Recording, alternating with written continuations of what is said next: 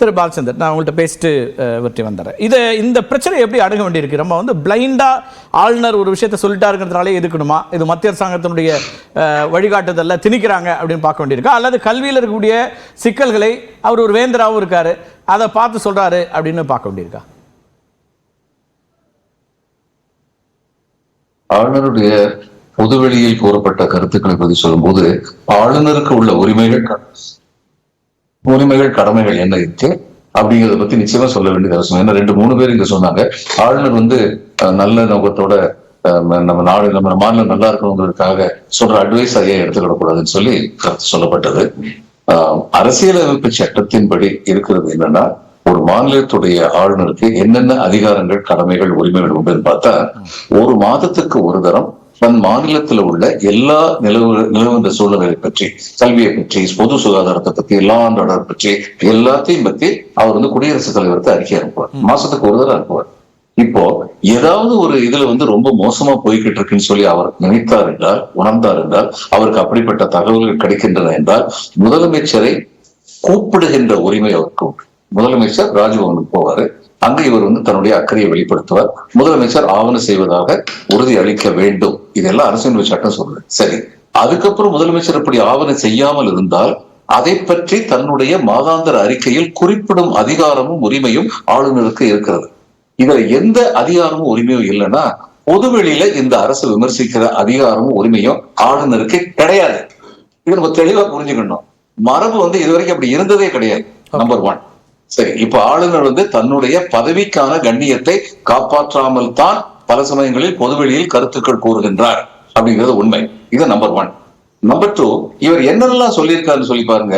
தமிழ்நாடு வந்து தமிழகம் என்று அழைப்பதுதான் சரியானதாக இருக்கும்னு எந்த தமிழ் அறிஞரை கூட்டு கேட்டு இந்த முடிவுக்கு வந்தாரு? பிறகு அவசரமா பேக் அடிச்சாரு. அடுத்து வந்து சில மாதங்களுக்கு முன்னாடி தவறுன சரி செய்து சார். அப்ப ஒரு ஆளுநரா இருக்கிறவங்க வந்து பொதுவெளியில வந்து தவறான கருத்து சொல்லவே கூடாது.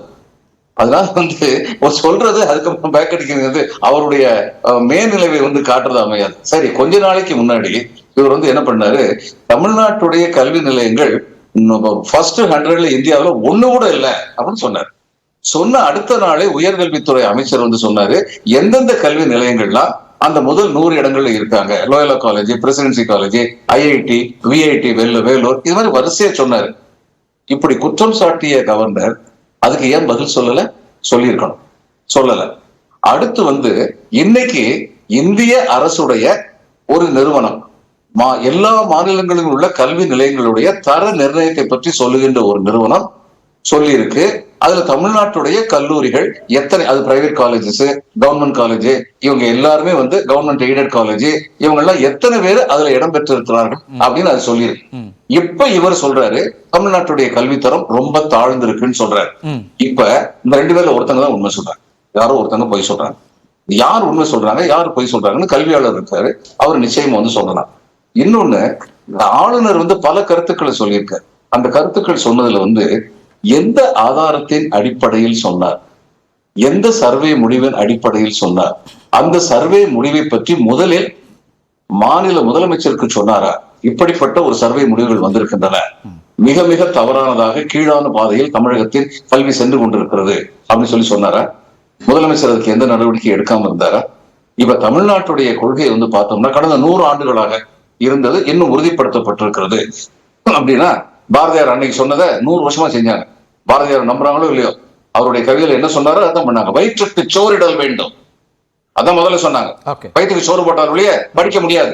அடுத்து வந்து இங்கு வாழும் மனிதருக்கெல்லாம் யூனிவர்சல் எஜுகேஷன், இங்கு வாழும் மனிதருக்கெல்லாம் எப்படிப்பட்ட கல்வி கொடுக்கணும்? உடனடியா வந்து ஏற்றுச்சொற்காக இல்ல, இங்கு வாழும் மனிதருக்கெல்லாம் பயிற்சி, நான் முதல்வன் வந்திருக்கு என்னதுன்னு சொல்லி கேட்கணும். பயிற்சி, அடுத்து வந்து ஏற்றுச்சொற்காயா இல்ல, பல கல்வி தந்து மல்டி பர்பஸ் எஜுகேஷன்.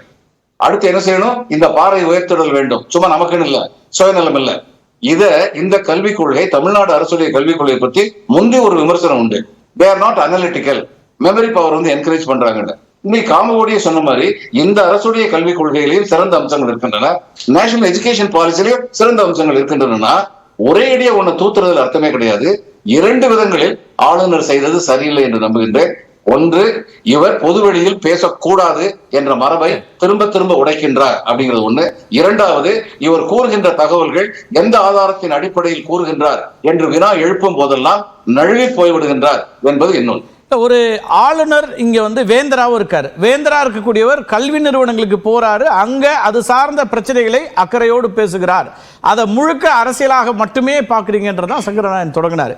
இப்ப ஒரு ஆளுநர் தன்னுடைய அக்கறையை வெளிப்படுத்தவே கூடாதுன்னு சொல்ல முடியுமா? இப்ப ஆசிரியர்கள் மத்தியில் பேசும்போது அந்த ஆசிரியர்கள் சொல்றாரு, இந்த மாணவர்களை எடுத்துட்டு வரணும் அப்படிங்கிறாரு.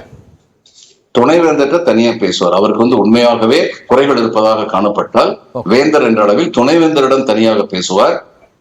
அதை வந்து பிரஸ் நியூஸா போட மாட்டார். அதான் முக்கியமான விஷயம். நீ என்னைக்கு பிரஸ் நியூஸா போடுறீங்களோ அங்க பாலிடிக்ஸ் நுழைஞ்சிடுறீங்க. இருக்கக்கூடிய ஆசிரியர்களுக்கான அல்லது பேராசிரியர்களுக்கான செய்தியை சொல்லணும்னு நினைச்சா அவர் அப்படித்தானே பேச முடியும். இல்ல, தமிழ்நாடு முழுமைக்கான ஆசிரியர்களுக்கான செய்தியை வந்து அவர் முதலமைச்சர்கிட்ட தான் சொல்லணும். இவருக்கு ஏதாவது இந்த கல்வி திட்டத்துல குறை இருக்குன்னு சொல்லி நினைச்சாருன்னா, நான் திரும்ப திரும்ப கூறுகின்றேன், பொது வெளியில் எந்த ஒரு அரசிற்கு ஹெட் ஆஃப் தி ஸ்டேட்டாக இருக்கிறாரோ அந்த அரசை, ஜனநாயக முறையில் தேர்ந்தெடுக்கப்பட்ட ஒரு அரசை இவர் பொது வெளியில் குறை சொல்வதற்கு இந்திய அரசியலமைப்பு சட்டம் செய்யுங்கள் என்று கூறவில்லை. இங்க இருக்கிறவங்க ரெண்டு பேருமே சொல்லட்டும். கல்வியாளருக்கு தெரியும் நிச்சயமா. பேசலாம், தொடர்ந்து பேசலாம். சுப்பிரமணியன், ஆளுநர் அப்ப வந்து ஒரு அரசியலை முன்னெடுத்துக்கிட்டே இருக்காரா தொடர்ச்சியா? ஒவ்வொரு முறை அவர் திரு பாலச்சந்திரன் சுட்டி காட்டுறாரு, இது முதல் முறை இல்ல, கடந்த ஆளுங்களே சொல்றாரு. அப்ப அதற்கான பதில உயர்கல்வித்துறை அமைச்சர் சொன்னார்னா அதுக்கு பதில் சொல்லாம நழுவி போறாரு. அப்ப இவருடைய ஐடியா என்ன? ஒரு அக்கறை இருக்குன்னா அரசாங்கத்தில் பேசுவாரு, மக்கள்கிட்ட நேரம் போய் பேச மாட்டாரு. அப்ப அதுக்கு வேறு நோக்கம் இருக்கு அப்படிங்கிற. இல்லை, அந்த மீட்டிங்கில் குறிப்பிட்டு பேசும்போது கூட அவர் என்ன சொன்னார்னா, இந்த பிஎம்ஸ்ரீ பற்றிலாம் பேசினார். அவர் பிஎம்ஸ்ரீயில் வந்து இந்த அரசாங்கம் முதல்ல சைன் போடுறேன்னாங்க, அப்புறமா சைன் போடாமல் வந்து திருப்பி எடுத்துட்டாங்க அப்படின்றாங்க. அதில் முக்கியமாக என்ன சொல்கிறாருன்னா, அதுக்காக ஒரு ஃபார்மேஷன் கமிட்டி ஒன்று ஃபார்ம் பண்ணுவோம், அதை வந்து இந்த அகாடமிக் இயர் ஆரம்பிக்கிறதுக்கு முன்னாடி அதை வந்து நாங்கள் உங்கள்கிட்ட தெரிவிச்சிருவோம் அப்படின்னு சொன்னாங்க. அது எந்த விதமான நடவடிக்கையும் இல்லை. அதில் என்ன கான்ஃப்ளிக்ட் வருதுன்னா, அவர் பேசும்போது குறிப்பிட்டு பேசும்போது நேஷனல் எஜுகேஷன் பாலிசியில் வந்து தமிழ்நாடுக்கு முரண் இருக்கிறது. ஒன்றும் பிரச்சனை இல்லை. அந்த முரண் என்ன முரண் சொல்லிட்டு நம்ம வந்து பார்க்கணும். அது ஸ்டேட் எஜுகேஷன் பாலிசி நம்ம ஒன்று ஃபார்ம் பண்ணாங்க 2021 திராவிட முன்னேற்ற கழகம் வந்ததுக்கப்புறம் நெல்சன் என்ற ஐயா தலைமையில் பண்ணாங்க. அவர் கொஞ்ச நாளுக்கு அப்புறம் அது விலகி போயிட்டார், அந்த பிரசிடென்ட்ஷிப்லேருந்து விலகி போயிட்டார். அவருக்கு அந்த ப்ரெஸ் மீட் கொடுக்குறாரு. அதில் அந்த நோட்டில் என்ன சொல்கிறார் அப்படின்னா, இது வந்து மோர் டுவர்ட்ஸ் NEP கூட போகிற மாதிரி இருக்குது, ரீகிறிஸ்டைன் பண்ணுற மாதிரி இருக்குது, அதாவது பேர் மற்றும் மாற்றுவதாக இருக்கிற மாதிரி இருக்குது. ஸோ SCP = NEP பண்ணுறாங்க, அதனால் எனக்கு வந்து இதில் விருப்பம் இல்லைன்னு வெளில போகிறார். ஸோ இப்போ அந்த SCP 2.5 வருடங்களாக அப்படியே வந்து டாக்குமெண்ட்லேயே இருக்க தவிர இம்ப்ளிமெண்டேஷனுக்கு வரலை. ஸோ அவர் என்ன கேட்குறாருன்னா, NEP உங்களுக்கு பிடிக்கல, ரைட்டு, ஸோ NEPக்கு பதிலாக நீங்கள் SCP கொண்டு வந்தீங்க இல்லையா, அதை இம்ப்ளிமெண்ட் பண்ணுங்க அப்படின்னு யார் சொல்கிறா? அப்படி சொல்றாரு. அவரு எங்க சொல்றாரு? ரவி சொன்னார். நீங்க ரவி வந்து மாற்று என்பதே கிடையாதுங்கிறாரு. நேஷனல் எஜுகேஷன் பாலிசி தான் வரணும், அதுக்கு மாற்று இல்லங்கிறாரு. இல்ல, அட்லீஸ்ட் ப்ரப்போஸ் பண்ணீங்க. ஒன்னு டாஸ்க் ஃபோர்ஸ் டீம் ஒன்னு ஃபார்ம் பண்ணிருக்கீங்க இல்லையா? 15 மார்ச் 2024ல வந்து ஒரு சர்க்குலர் ஒன்னு அமைச்சிருக்காரு. இங்க சிவதாஸ் மீனா வந்து அமைச்சிருக்காரு. அதுல நீங்க டாஸ்க் ஃபோர்ஸ் டீம் ஃபார்ம் பண்ண போறீங்க. அதுல என்ன முடிவுகள் வருதோ நாங்க MOU சைன் பண்றதுக்கு முன்னாடி உங்களுக்கு கொடுக்குறேன்னு சொல்லிருக்கீங்களா? அதுல இதெல்லாம் அடங்கும். PMC-க்குள்ள வந்து NEP எல்லாருக்கும் தெரியும். NEP வந்து நீங்க SCP-யா வந்து என்னென்ன மாற்றம் ஏற்பட வேணும்னு சொல்ல போறோம் நம்ம எல்லாத்தையும்.